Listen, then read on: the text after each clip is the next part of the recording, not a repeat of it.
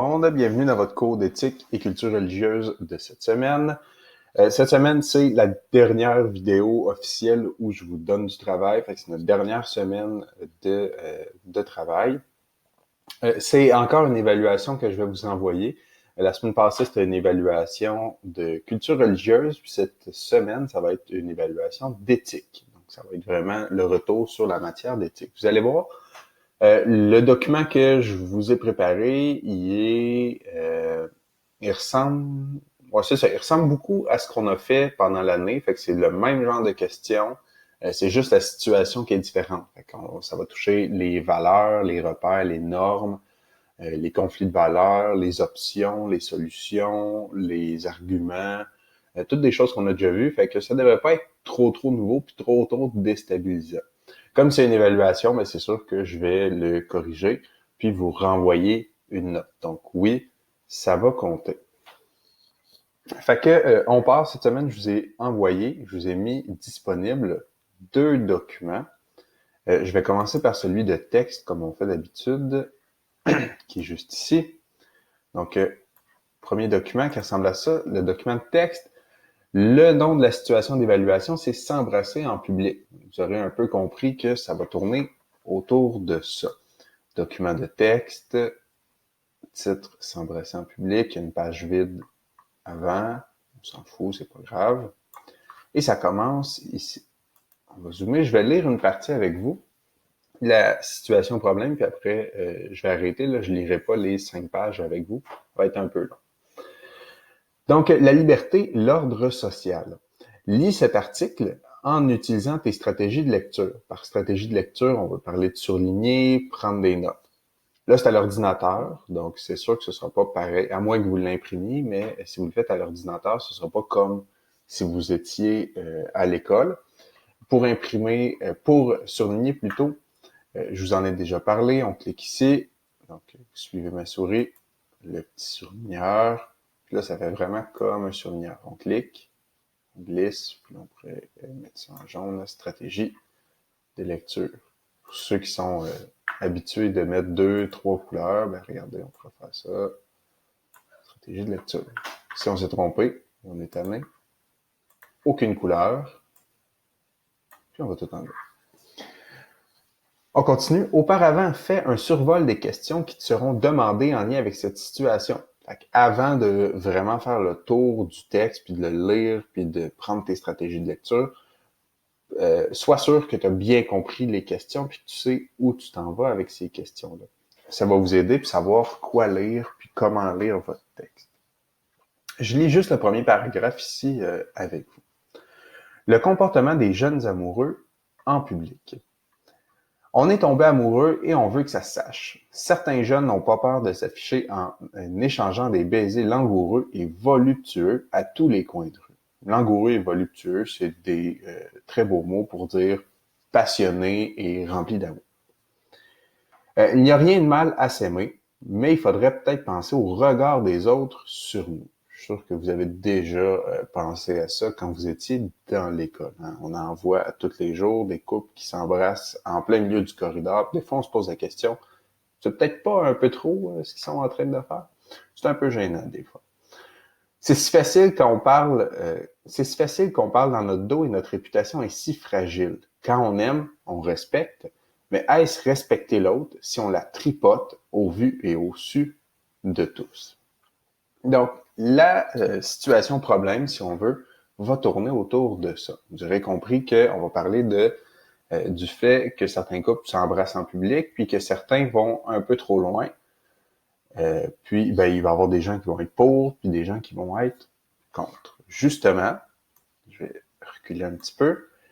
À partir d'ici, vous allez avoir des témoignages de différentes personnes. Donc, vous avez un caractère gras ici. Je vais le mettre en jaune. Tenez.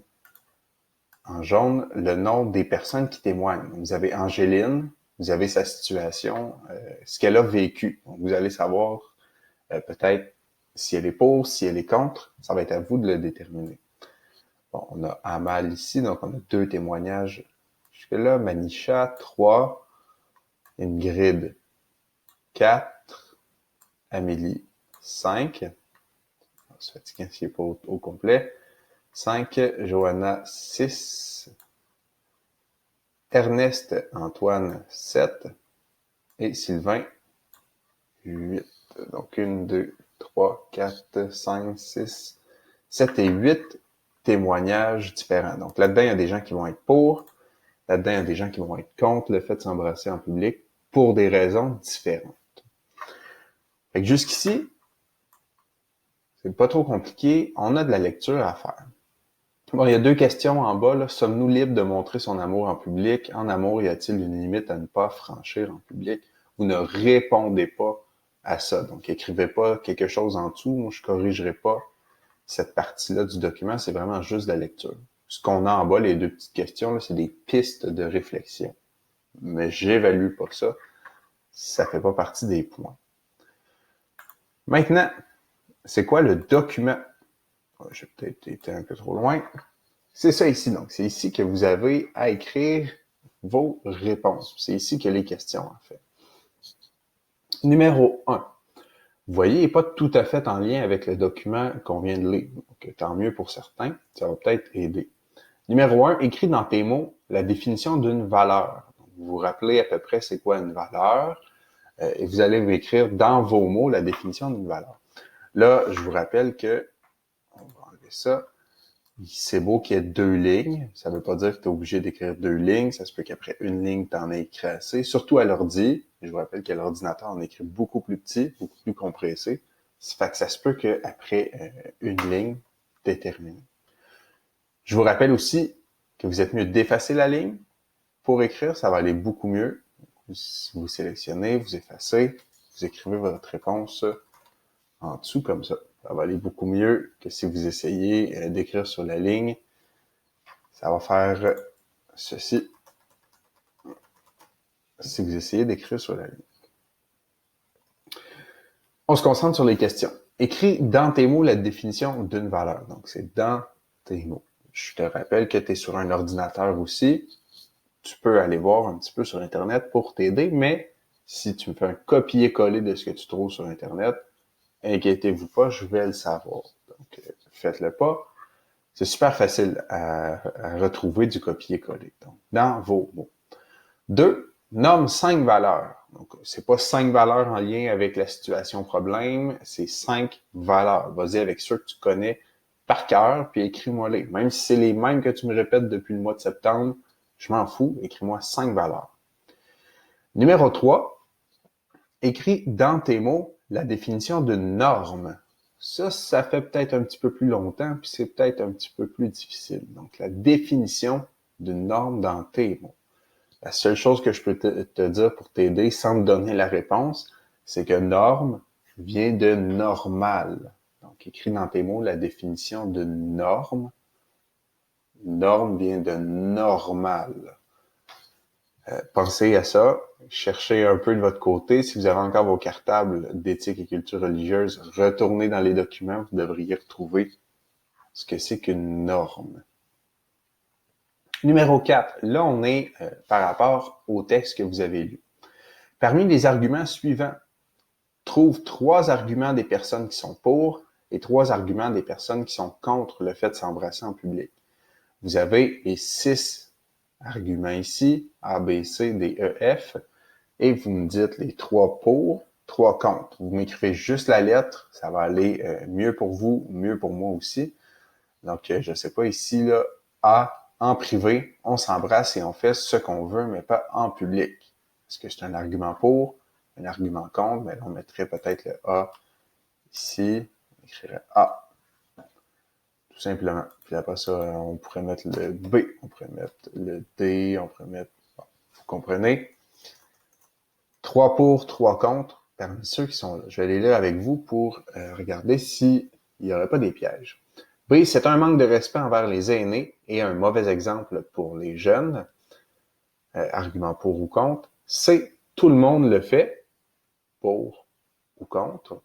Tout le monde le fait, c'est aussi un entrave au dialogue. Hein. Il y a peut-être qu'il y en a qui l'ont remarqué. D, cela prouve qu'on s'aime et qu'on n'a pas honte d'être ensemble. E, c'est si facile qu'on parle dans notre dos, notre réputation est si fragile. F pour montrer aux autres que la personne nous appartient. Là, je vous demande pas de juger aussi ce qui est écrit. Je vous demande de le mettre pour ou contre. Je veux pas que tu m'écrives ça n'a pas de bon sens de dire que quelqu'un nous appartient, ça marche pas du tout. Ça se peut. Moi, je te demande juste de me dire si c'est pour ou contre. Je veux pas ton opinion encore. Je veux juste que tu les classes pour l'instant. 5. Parmi les valeurs suivantes, trouve 3 valeurs des personnes qui sont pour et 3 valeurs des personnes qui sont contre le fait de s'embrasser en public. Donc, vous avez une liste de valeurs, 1, 2, 3, 4, 5, 6, 7, 8, 9, 10 valeurs ici. Moi, j'en veux juste 3 pour et 3 contre. Donc, faites attention, puis soyez sûr de votre réponse avant de les écrire. Je ne veux pas que vous y alliez au hasard. Donc, liberté, partage, honnêteté, égalité, pudeur. S'il y en a que vous n'êtes pas sûr de ce que ça veut dire, cherchez sur Internet, ça risque de vous aider. La justice, la conformité, l'amour, la réputation, le respect. Vous mettez pour ou contre. Vous écrivez cette fois-là la valeur au complet. Disons que dans les valeurs pour, on aurait le respect. On va l'écrire, tout simplement. Vous pouvez me l'écrire à côté de votre autre réponse. Comme ça, par exemple. Et ainsi de suite. Il y en a des fois qui me mettent leur réponse en jaune. C'est pas nécessaire. Je sais où vous avez écrit. Là, j'arrive à le remarquer assez facilement. Donc, c'est pas obligé. Numéro 6. En te référant aux valeurs de la question 5, quel est le principal conflit de valeurs? Donc, question 5, c'est celle-là ici. Vous avez écrit des valeurs à gauche, des valeurs à droite, pour, contre. Ça fait naturellement un conflit de valeurs. Je veux que tu me nommes le principal conflit de valeurs. Donc, le plus important, vraiment celui où il y a le plus gros affrontement entre les deux. Si t'es plus sûr c'est quoi un conflit de valeurs, tourne dans tes notes. Mais je viens un peu te le dire, par exemple. 7. Quel est le point de vue d'Ingrid? Écris la phrase du texte qui y fait référence. Donc ici, tu vas avoir 2 choses à me dire. Tu me dis c'est quoi son point de vue. Donc peut-être Ingrid est pour... J'écris n'importe quoi. Là, je ne sais pas ce que j'écris. J'écris pas la réponse. Et pour le fait de s'embrasser en public. Point. Écris la phrase du texte qui y fait référence. Donc là, on pourrait retourner dans notre document. On cherche une grid. Une chance, je les ai mis en jaune, ça va mieux.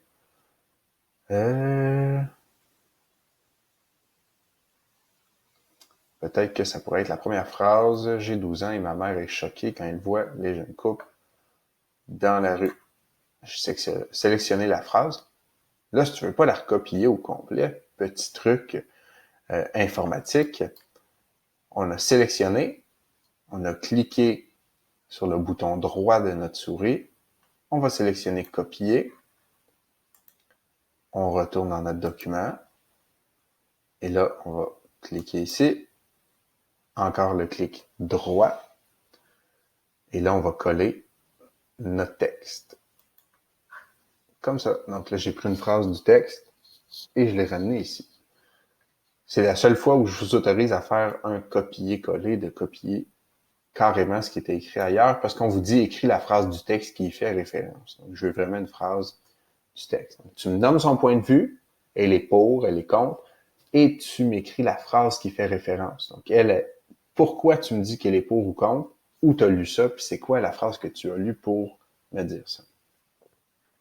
8. Quel est le repère dans son point de vue? Les repères, même chose. Il va peut-être falloir que tu retournes dans ton cahier. Je vous donne des exemples de repères. On pouvait avoir des repères géographiques. On pouvait avoir des repères sportifs. J'avais un petit peu moins mis l'emphase là-dessus. On pouvait avoir des repères technologiques, scientifiques, religieux, culturels, artistiques.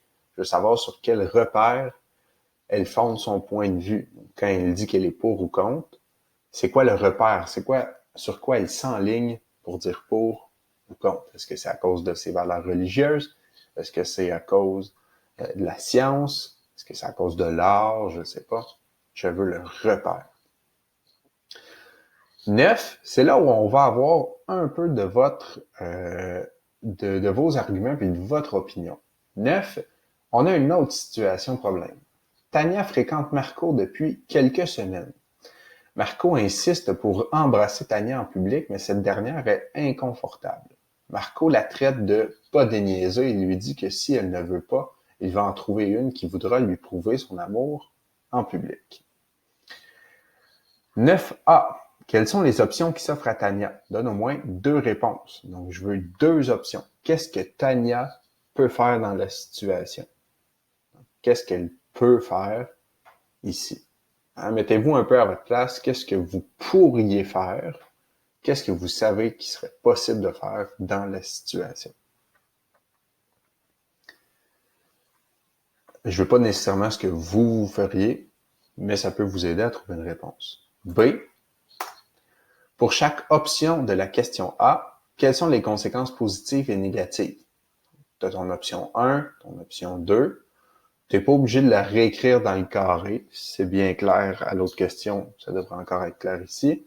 Pour ton option 1, donc si, je sais pas, moi, Tania décide qu'elle va parler à la police. C'est très intense, c'est parce que je ne vais pas vous donner de réponse.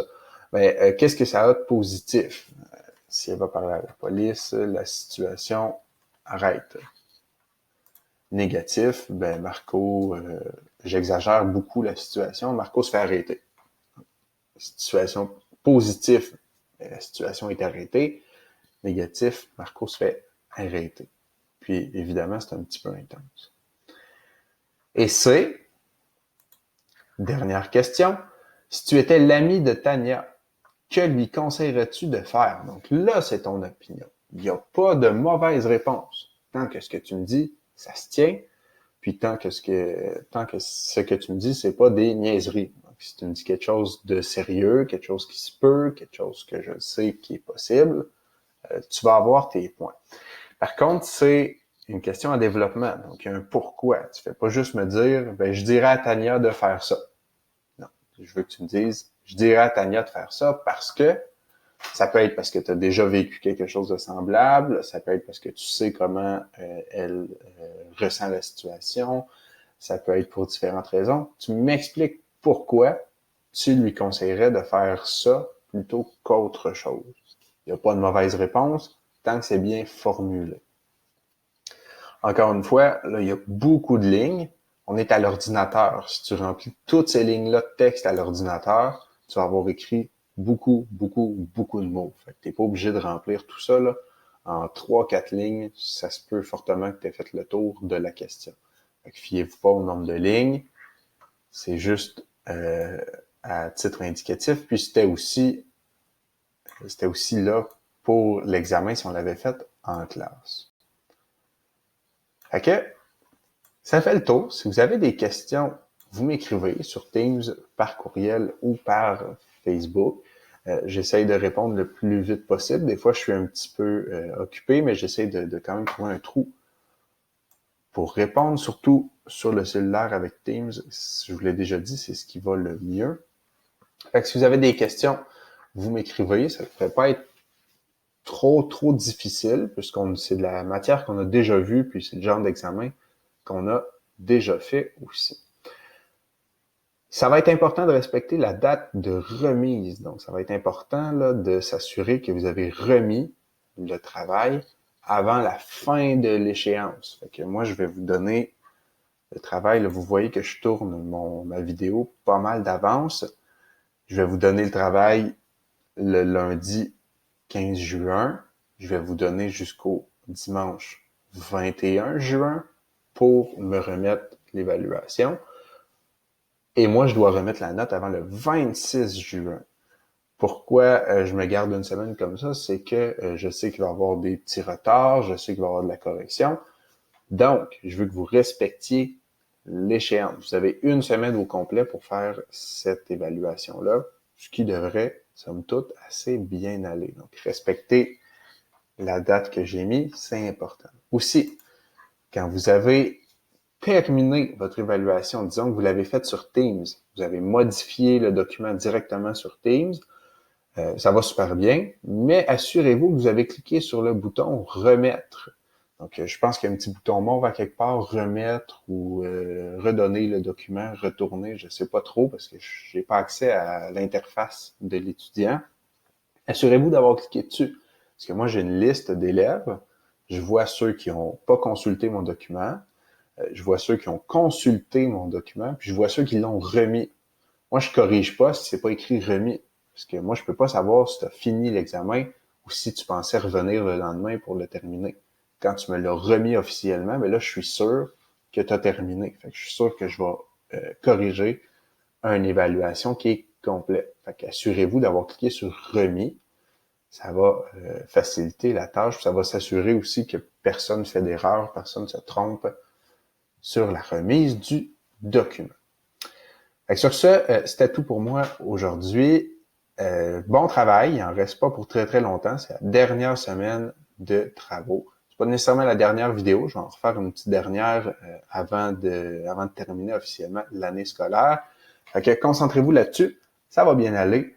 Puis ben on se reparle la semaine prochaine. Bonne semaine.